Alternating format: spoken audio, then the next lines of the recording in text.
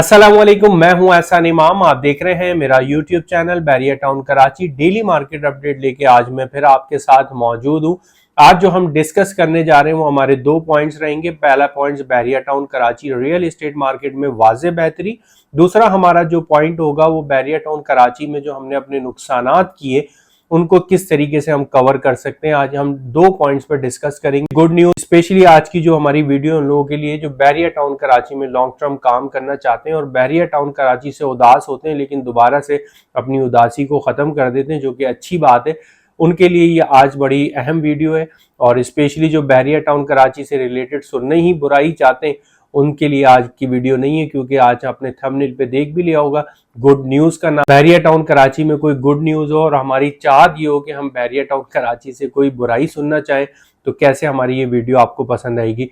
और हमारे साथ जो लोग ज्वाइन हैं और हमें बड़ा कंटिन्यूसली वॉच कर रहे होते हैं उन सबका फिर मैं शुक्रिया अदा करूंगा, क्योंकि आप लोग हमें कमेंट्स करके अपनी राय का इजहार कर रहे होते हैं, हमारे चैनल को सब्सक्राइब कर रहे होते हैं, लाइक कर रहे होते हैं और हमारी वीडियोस को शेयर भी कर रहे होते हैं।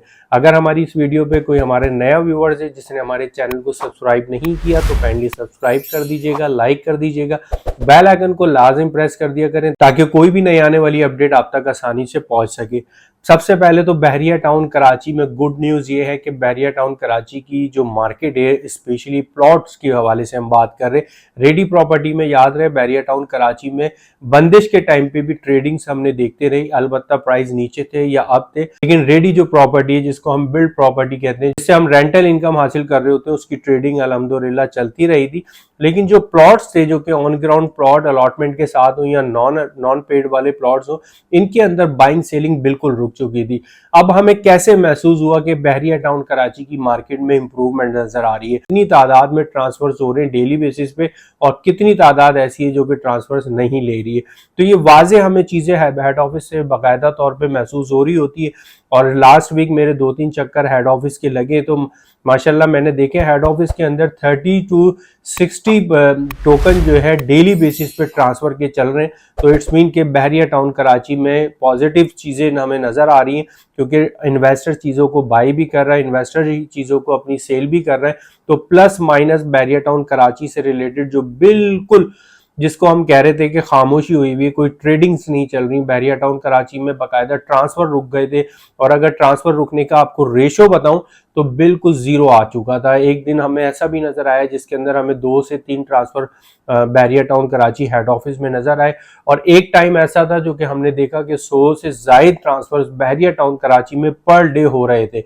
वो किस तरीके से बैरिया मैनेज कर रहा था, चीजें चला रहा था, काउंटर्स को बढ़ा दिए थे। तो वो तो एक मार्केट उस टाइम पे बहुत तेज चल रही थी, हर बंदा बाइंग कर रहा था, सेलिंग कर रहा था, ट्रांसफर हो रहे थे, जा रहे थे। लेकिन अल्हम्दुलिल्लाह काफी अच्छी वाइब्स आ रही हैं बैरिया टाउन कराची से रिलेटेड और इन्वेस्टर माशाल्लाह आ रहा है और आना भी पड़ेगा इन्वेस्टर को, क्योंकि अब शरई सूद वाला मामला जो है वो लाख पे 700-800 रुपए आपको मिल रहा है। तो मैं समझता हूँ कोई फायदा नहीं है। इससे बेहतर है कि अपने कैपिटल को किसी एक ऐसी जगह पे लगाया जाए जहां से आपको ज्यादा अच्छी अर्निंग हो सके। और यही शरई सूद की वजह से जो बेसिकली ना हमारा बैरिया टाउन कराची या all over real estate market नीचे गई थी और ये आपके इल्म में होनी भी चाहिए चीज। बुराई तो हम सुनते ही रहते हैं बैरिया टाउन कराची की और हमें बड़ा अच्छा लगता है बैरिया टाउन का, लेकिन अगर देखा जाए तो ऑल ओवर पाकिस्तान आपके सामने इस टाइम पे हमारे बहरिया के हालात को छोड़ दें, आप पाकिस्तान के हालात को भी मद्देनजर रखें। आपके पास कौन सी चीज अब आपके अपनी जाती तौर पे रह गई, मुझे तो नजर नहीं आता। आपके एयरपोर्ट्स भी जा चुके हैं, आपके बड़े जो एसेट्स से वो मेरा ख्याल से सारे प्राइवेटाइज हो चुके हैं और टाइम टू टाइम अब आगे जाके और मजीद क्या चीजें होती हैं। हमें तो अब इसी माहौल में इसी तरीके से रहना पड़ेगा जो माहौल हमारे यहाँ पर क्रिएट कर दिया गया है और जो चलता रहेगा। बहरहाल हम बात करते हैं Bahria town Karachi real estate sector से रिलेटेड। तो ये हम आपको क्यों बता रहे हैं कि बैरिया टाउन कराची की मार्केट में वाज़ेह इंप्रूवमेंट। अच्छा, इस इंप्रूवमेंट का मतलब ये नहीं है कि आपका जो 80 लाख का प्लॉट था वो 80 लाख का प्लॉट अभी बिक रहा है, ऐसा हरगिज नहीं है। जो बिल्कुल बैकलॉग आया हुआ था बैरिया टाउन कराची में, जो कि बिल्कुल सेल और परचेज स्टॉप हुई हुई थी, मतलब डाउन प्राइस पे भी जाके जो चीजों को नहीं ले रहे थे, अल्हम्दुलिल्लाह अब वो बाइंग और सेलिंग चीजें समझ आ रही हैं और समझ आने पे लोग बाय कर रहे हैं, क्योंकि जितने रेट्स गिरने थे गिर चुके हैं। स्टॉप हुए हुए भी तकरीबन 6 महीने 8 महीने का टाइम हो चुका है। मजीद अब रेट्स गिरने नहीं है, मजीद रेट अब होने की प्रीवियस प्रॉपर्टीज हैं जो कि आपने 75 लाख 80 लाख की ली हुई थी और आज वो आके खड़ी हो गई हैं 40 लाख पे 35 लाख पे। तो उनका नुकसान जो कवर करने का तरीकेकार यही है, एक तो आपने अभी भी थोड़ा सा वक्त इंतजार करना होगा अगर आप कोई बाइंग करना चाहते हैं।